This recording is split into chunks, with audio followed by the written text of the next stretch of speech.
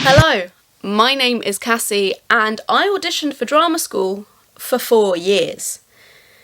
As we go into a new academic year, people will be excited to see their friends, they'll be getting to grips with their new courses, and they'll be just generally waiting for half term to roll around. And for those at the top of the school, the year 13s, they'll be starting to think about what life looks like after school. They'll be using UCAS and writing those dreaded personal statements. How you guys doing? How's the internal screaming? Is it constant yet? Don't worry, we'll get there. So for some people that will be using UCAS and going off to university. For others, that will be going out into the great wide world to make their mark. And for a few, well, they'll be applying to drama schools. The application process for drama schools is fairly straightforward. One doesn't really get turned down for an audition, or if you do, then it's very, very rare. So, it's the auditions that are the tricky part. And to have a good audition, you've got to have a cracking set of monologues. And that's what we're going to be talking about today. So, I have dug out all of the monologues that I did for those 4 years.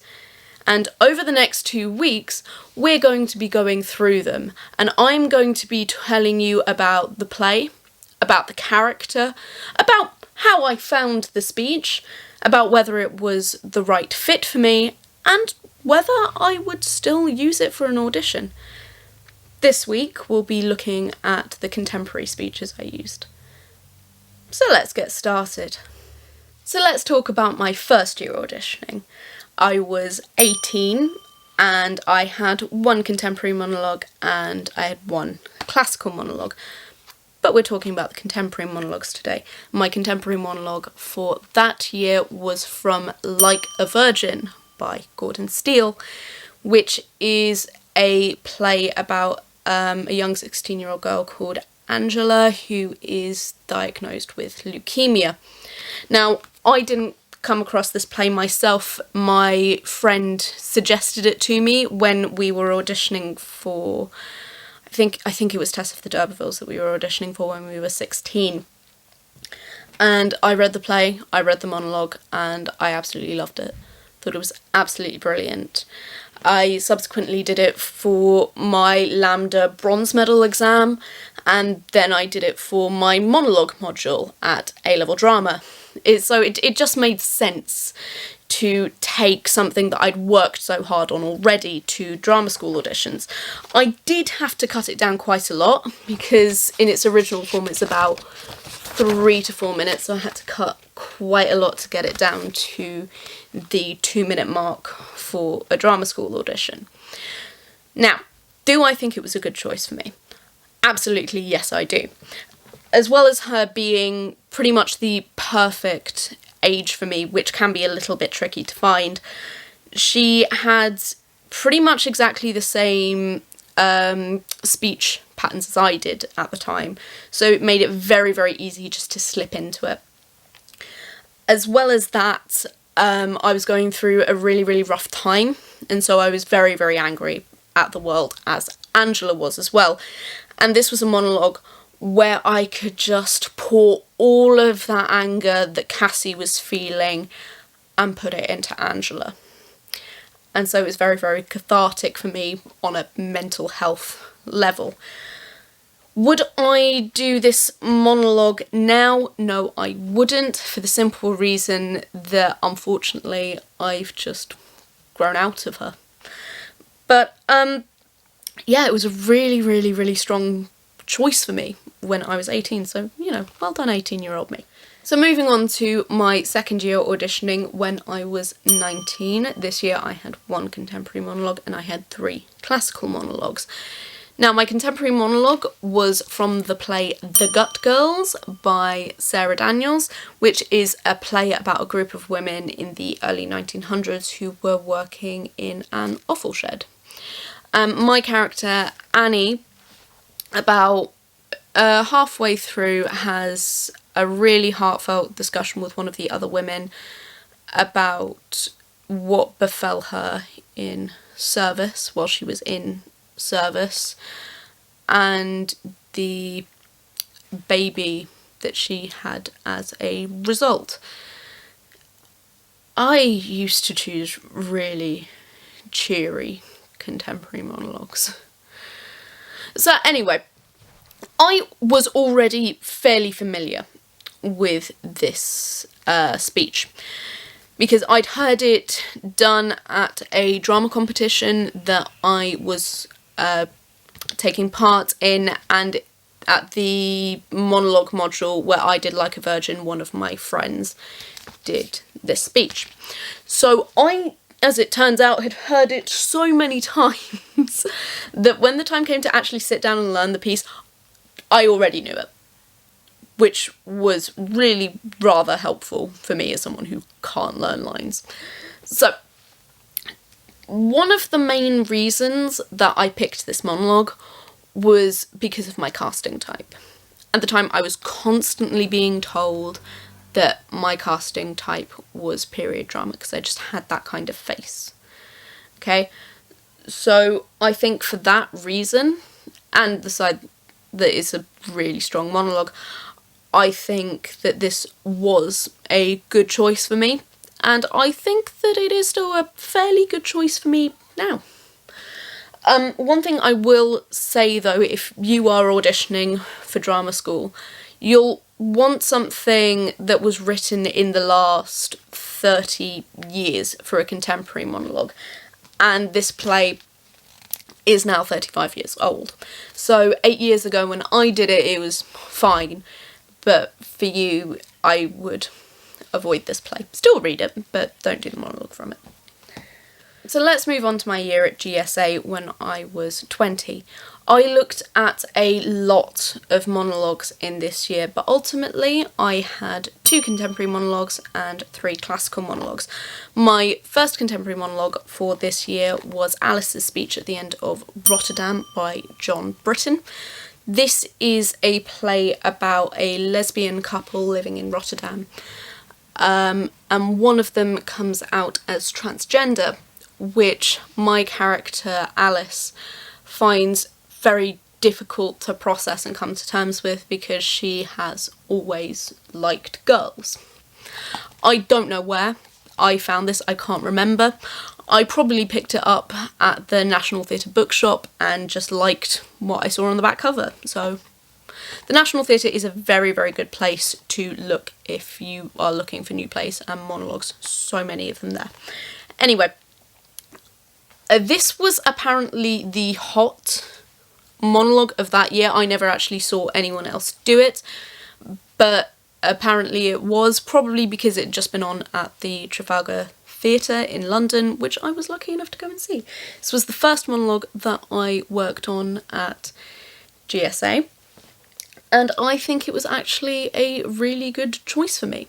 The reason being is that in this monologue, Alice is very much driving it.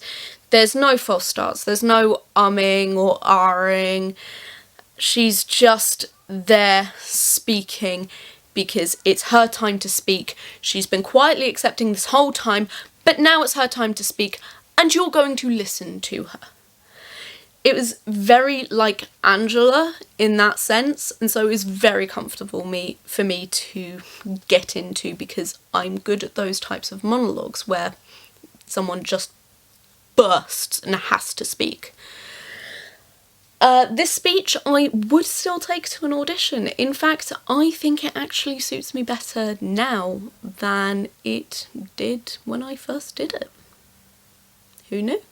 So the second contemporary monologue that I had was actually the one that I used more often, and it was from the play Girls Like That by Evan Placey. This is a play about a girl called Scarlet. It's an ensemble piece, really. It's a play about a girl called Scarlet who has sent a naked picture of herself to her boyfriend, and her boyfriend shares it around the school, and all the girls in the school, the ensemble of girls in the school just completely turn on her and are very, very, very nasty to her.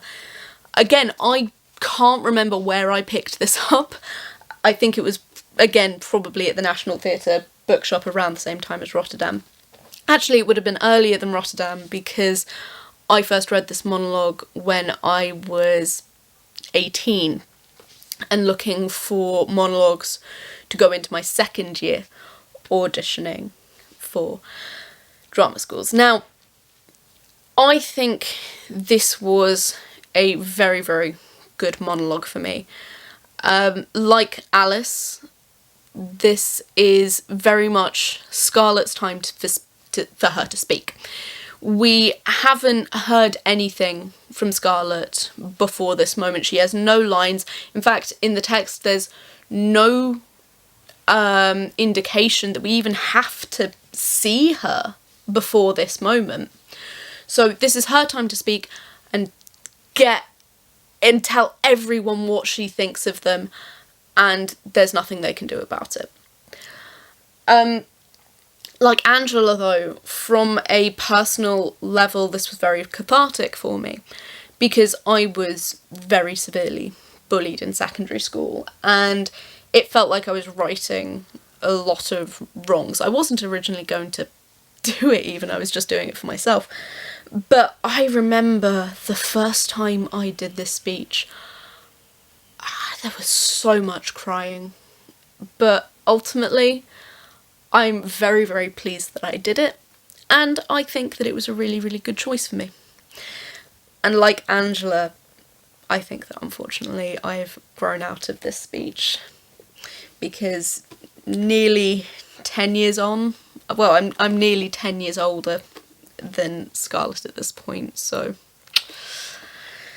I've moved on. So now we move on to my fourth and final year when I was 21. So for this year, I had 2 contemporary monologues and 1 classical monologue. My first contemporary monologue was from the play Things I Know to Be True by Andrew Bovell. I really have trouble with his name, I don't know why. Anyway, Things I Know to Be True by Andrew Bovell.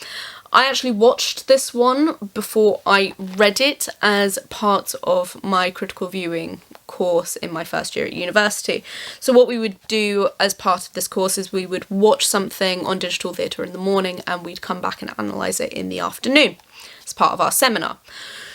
So this, I think, was a little bit cruel of them to show us in our second week when we were starting to miss home, because it very much revolves around a family of 6, 4 children and 2 parents, and it explores the effect that parents can have on their children. We all very much left this viewing thinking, I need to call my mum. So anyway, Rosie's monologue that I chose at the end of the show, well, at the end of the play, I had somehow managed to once again pick the hot monologue of that year. Not only had I done that, I'd also managed to pick a monologue that one member of an audition panel said they really disliked. Now, looking back, I can kind of see why. There's not a huge amount of journey in this speech. It's very reflective and has a very life goes on vibe, which isn't the best for auditions. Having said that, I do think it suited me. It didn't suit what I was doing, but I think it suited me as a person. Nowadays, I would be more inclined to look at Rosie's older sister Pip, but I think I could still do this for an audition. Just. So now we've reached my final monologue, which was from Lemons, always got to count it, by Sam Steiner. Now, I absolutely love this play. I think it's brilliant, I think it's clever, I think it's funny, I think it's well written, and I've wanted to put this on since I started the company, but lots of things have been getting my way. Thank you, Adrian Turner and Jenna Coleman. I pinched this from my friend Zoe, who I went to GSA with. When Zoe did this monologue, she did it so brilliantly and had such a charm, had such a wit about her when she did it, and so I wanted to have a go at it too, and so I did. The trouble is, I am not Zoe. Zoe and I are very different people with very different acting styles, and so what worked for Zoe did not work for me. I remember when I was working on this, I was so focused on trying to remember what Zoe did and how Zoe did it that I didn't come at it from a place of truth. I never learnt what my truth for the monologue was, and I never discovered who my Bernadette was, who I was as Bernadette. It was an incredibly stupid mistake, and one that I should never have made. Now, do I think that I could do this monologue now? I honestly don't know. It's been a good few years since I last saw it and since I did it, so perhaps with that distance and with that clarity, I will be able to come to it and find my version of this, but until I try it, I don't know. So, there we have it, a pretty comprehensive look at all 6 of the monologues that I did for drama school auditions. Really felt like a lot, but I had fun going through them, looking at them all again, and remembering why I chose them. And next week, I will be doing the same for all of my classical monologues. So, come back here next Friday at 4 p.m. to see that. Until then, like, comment and subscribe, and I hope you all have a lovely week.